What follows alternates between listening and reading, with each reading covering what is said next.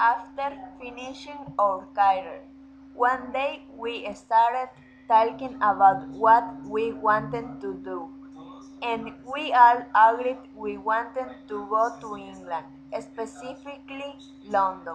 So we could look for better job offers and have economic stability.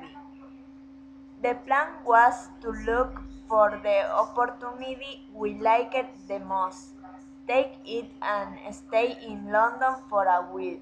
A couple days after that, we wanted again to think about what we'd do if we went to London. We decided to go get our visas. We looked for a five-bedroom apartment and after weddings or visas, we set off to London.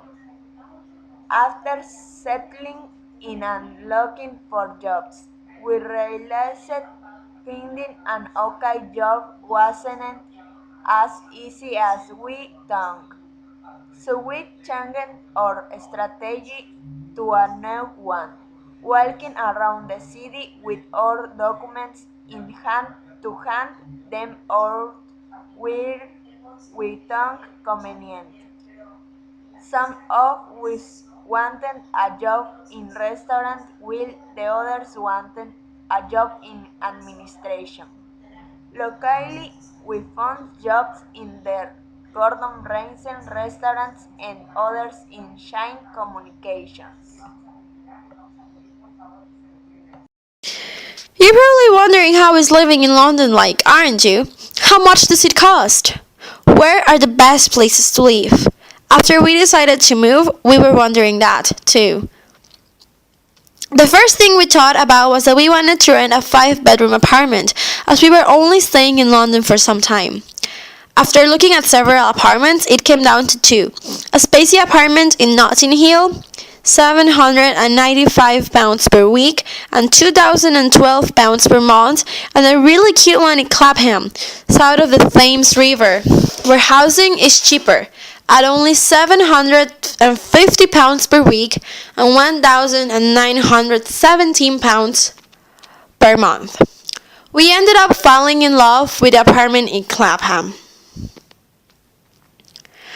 After we found a place to live, we started to worry about other things we had to pay, like taxes and bills. We paid around £35,000 of taxes the year we stayed there, and paid for basic services like electricity and water, £145.19 on average. Grocery shopping was £60 a week, and every time we went to a restaurant, we spent from £12 to £20 each. So, basically, to live reasonably well here in London, you'll need an income of about £35,000 to £40,000, or even more. If less, you will be constantly scraping the bottom of the barrel, and that's not a joke. Because besides all the prices that were listed before, you still want to go out from time to time and have fun, and that sure costs money. Whenever we're asked about our favorite thing about London is, we always say the museum. I remember one day we were home and the doorbell rang. It was a friend from work who was wondering if we wanted to go to the Tower of London, the museum where the crown jewels are. We accepted and absolutely loved it. After that, it was our little tradition to go to a museum every week. Our favorites were the Madame Tussauds Watch Museum, the British Museum, and the Science Museum. Another thing we loved when we were there was going shopping. From going to the huge Starford Mall to Oxford Street or Piccadilly Circus. Our wallets certainly suffered a lot. One time we felt like real tourists was when we went to the London Eye. The view was magnificent. We also enjoyed the little trips we made to visit Brighton and Birmingham with some friends. They were definitely a nice way to get away from work, even if just for a couple of minutes. These were overall the best things we did for fun in London. and we will certainly do them again. When we went to London, we tasted another kind of food.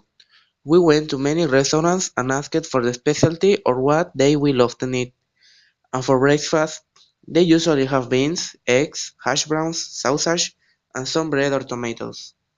They usually have a small lunch between midday and 1:30 p.m., and it usually consists of a small sandwich, a packet of chips, water, a small fruit, and sometimes candies, and for dinner, they have meat and two kinds of vegetables, and it's usually eaten between 6 and 9 p.m.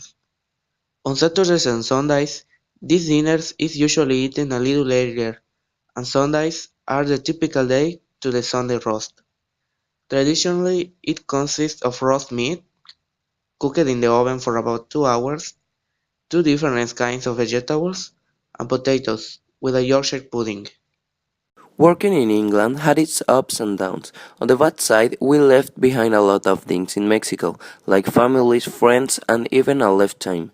On the right side, we discovered a new work environment, a new culture, we meet new people, worked in our English. We discovered a completely different country.